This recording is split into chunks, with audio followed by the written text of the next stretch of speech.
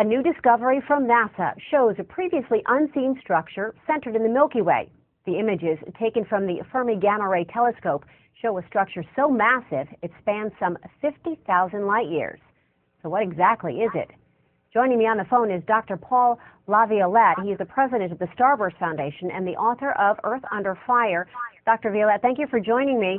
If you could you tell us what we're looking at?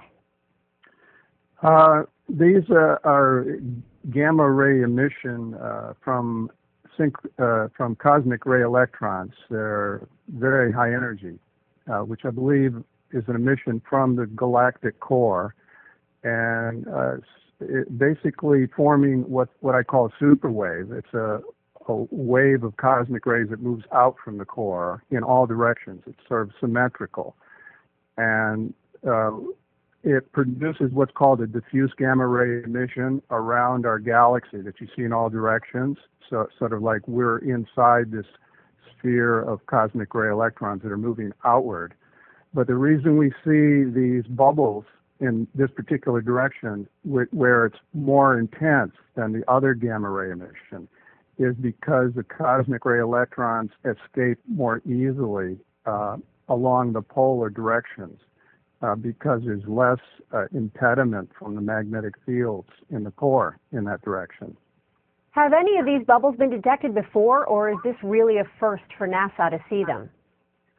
Well, we see a similar thing in other galaxies that have active cores, like, for example, Centaurus A. There's similar bubbles around it, and we're viewing Centaurus A edge on.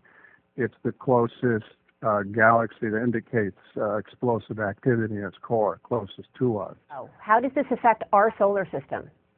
This is a recurrent phenomenon, and the most recent large superwave impacted us at the end of the Ice Age, which was a time when we had a large die-off of the large megafauna, which I don't believe that was directly caused by the superwave, but was an indirect effect. It involved also the sun. It's something that activates the sun, brings cosmic dust into the solar system, causes climatic change, a whole host of things. And it's something we should be concerned about for the future because this is a recurrent event. It makes the scientific community more aware that core explosions from our own galactic core take place much more frequently than they had thought on a shorter time scale.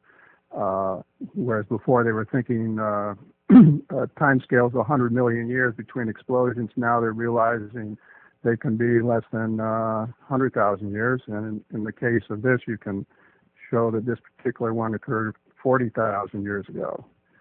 So it brings it closer to home, and realizing that since it's periodic, we're due for another event in the near future. Well, Dr. LaViolette, thank you so much for your time, and thank you for your insight.